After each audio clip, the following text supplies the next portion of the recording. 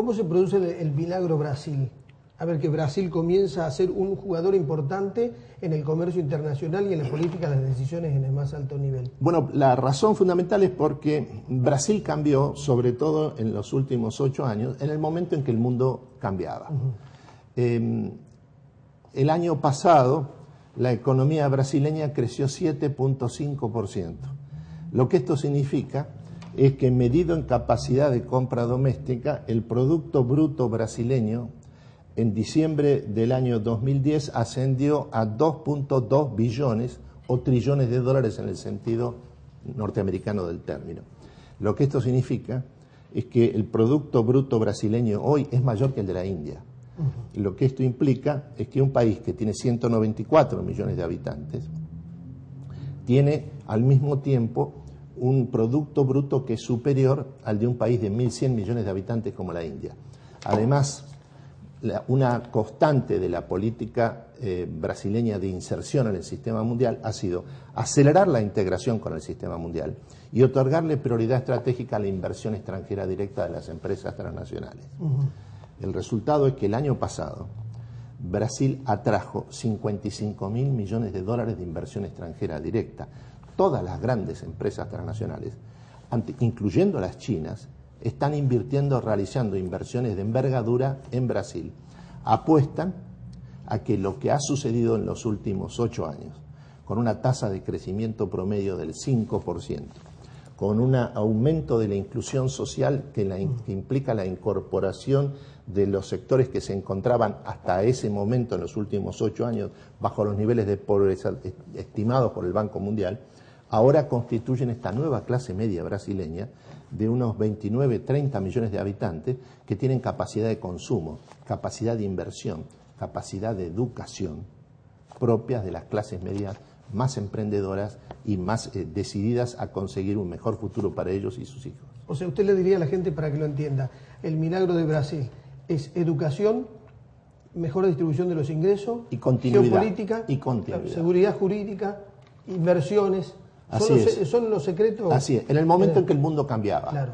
Entonces, ¿cuál es el principal socio comercial de Brasil desde el año 2008? Es China. Sí. ¿Cuáles son los productos que mayoritariamente exporta Brasil en el momento actual? No son productos industriales, son materias primas, esencialmente soja y mineral de hierro, que se dirigen en forma abrumadora, en más de un 79%, a los mercados asiáticos, ante todo China.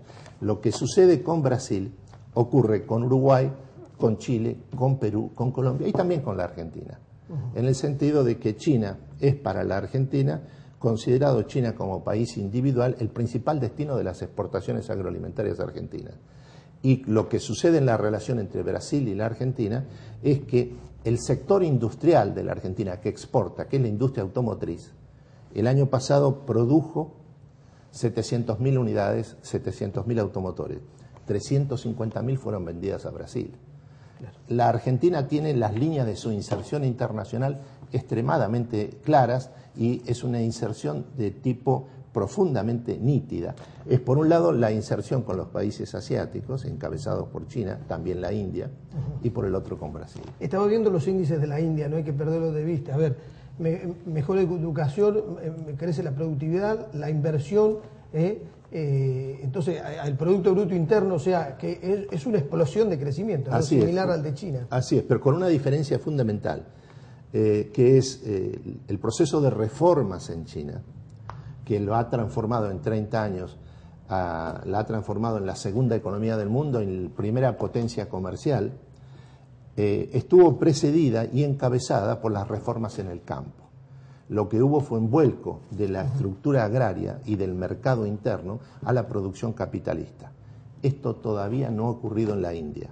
El retraso fundamental, lo que está frenando la capacidad de expansión de la economía de la India, es esencialmente el retraso de su producción agrícola. Bien, ¿qué tiene que hacer la Argentina para imitar a estos países? Mire, lo que la Argentina está en juego es en la medida en que logre colocar, hacer converger o coincidir su sistema político con lo que constituyen sus ventajas comparativas. O lo que es igual, disponer de un sistema político que, en vez de enfrentar a los sectores más competitivos que la Argentina tiene, que son los sectores esencialmente de la producción agroalimentaria, se dedique a fortalecerlos, a incentivarlos y a avanzar en lo que constituye la principal herramienta que el país tiene para tener un protagonismo mundial. Bueno, ¿cómo debemos entender lo que está pasando en el mundo árabe? Es una insurrección generalizada de la sociedad civil, donde el eje está en Egipto, que es el eje político, cultural e intelectual del mundo árabe, que ha cambiado definitivamente en forma irreversible el statu quo en todos los países del mundo árabe, sin excepción, y que al mismo tiempo, por la participación protagónica que en este proceso insurreccional de carácter revolucionario, que recorre y ha transformado el conjunto del mundo árabe, cumple la juventud vinculada entre sí con el sistema mundial por Internet y las redes sociales, lo que está sucediendo y ha sucedido en el mundo árabe es un fenómeno histórico de importancia mundial. Bien, o sea que la comunicación de estas redes sociales impulsa una revolución que es sostenida por quienes utilizan este tipo de herramientas. Así es, pero tenga en cuenta usted lo siguiente, que en el mundo actual hay dos grandes tendencias, que en el fondo tienden a converger, o para ser más estricto, que en el fondo tienden a ser históricamente una sola tendencia. Por un lado, el hecho de que son los países emergentes los que arrastran el crecimiento de la economía mundial. Sí. El año pasado, más del 80% del crecimiento de la economía mundial fue obra de los países emergentes, encabezado por los tres grandes países de esta naturaleza, que son China, India y Brasil. Al mismo tiempo, el año pasado, lo que quedó de relieve es que en este momento más de la mitad de la población mundial son 6.900 millones de personas, más de la mitad de la población mundial, casi 4.000 millones de personas, tienen acceso a las redes de telecomunicaciones en el mundo a través de la telefonía móvil o celulares o Internet. El país más interconectado con el mundo, antes que Estados Unidos, es China. El año pasado, China tuvo 472 millones de usuarios de Internet. Es 50% más que la población de los Estados Unidos. Los blogs activos en China ascienden a 54 millones. Esto lo que hace es que la contrapartida de este desarrollo fenomenal de Internet, las redes sociales, es el hecho de que el código de acceso a Internet y el sistema de telecomunicaciones mundiales es el inglés. En este momento la población en China que tiene un dominio suficiente, tanto hablado como escrito, del idioma inglés es superior a la población norteamericana. Son fenómenos nuevos, de carácter históricamente novedosos, que están mostrando un proceso de creación de un sistema mundial, de una sociedad mundial, en donde la interconexión, las telecomunicaciones, cumplen el papel de un verdadero cerebro de carácter global. Claro. Otro de los aspectos de esta globalización, ¿no? Así es, y es el aspecto más profundo y probablemente más cargado de sentido. Claro, por las connotaciones políticas y sociales que trae. Fíjate. Exactamente, y ahí juega fundamentalmente la discusión de los valores intelectuales, morales y religiosos.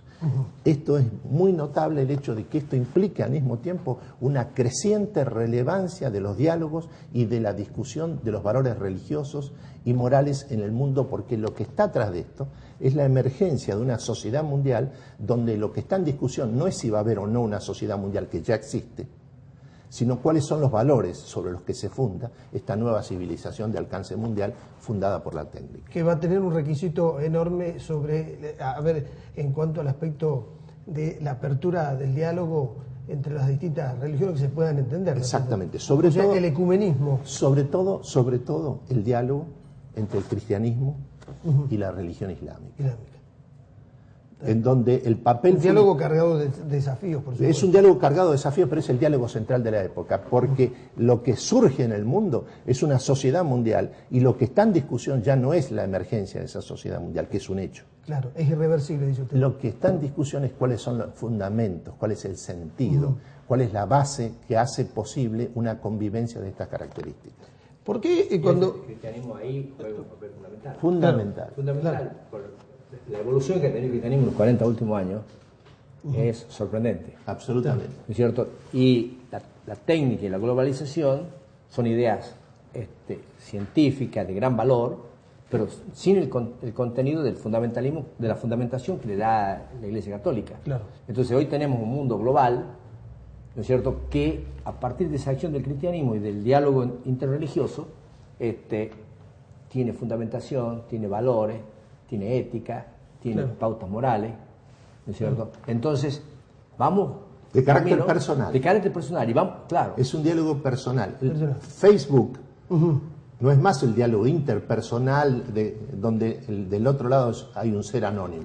Es cada vez más el diálogo persona a persona, que es la esencia de una concepción religiosa de los acontecimientos. Claro, tiene una dimensión por eso es que es muy importante lo que va a decir Jorge hoy con respecto al impacto del cristianismo.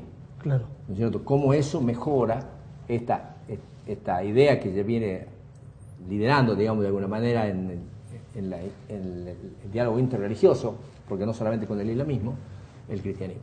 Bien, la última pregunta. Cuando yo observé que los primeros aviones que atacaban Libia eran aviones franceses con el apoyo de Inglaterra, uno se pregunta, ¿y qué pasó con Estados Unidos? ¿Por qué no lideró Bueno, hay una discusión muy de fondo en Estados Unidos, en el sentido de que tanto el Pentágono como el secretario de Defensa, la Secretaría de Defensa, Robert Gates, se han opuesto y se oponen a una nueva intervención militar norteamericana en lo que constituye una tercera guerra en Medio Oriente, además de las que ya tienen en Irak y en Afganistán. Por eso es que el papel de Estados Unidos en la ofensiva aérea y misilística de los países occidentales ha consistido esencialmente en coordinar estas operaciones, pero dejándole la ofensiva o la vanguardia de estas operaciones esencialmente a las unidades provenientes de Francia y Gran Bretaña. ¿Pero usted cree que este proceso lo va a tener de presidente de Estados Unidos? No, Estados Unidos tiene un protagonismo decisivo, simplemente por un problema de recursos, de capacidad operativa y de poder. Claro. En cierta forma se ha logrado transformar el conflicto interno, la guerra civil en Libia, en una guerra internacional en la cual el protagonismo de los Estados Unidos es esencial. Bien.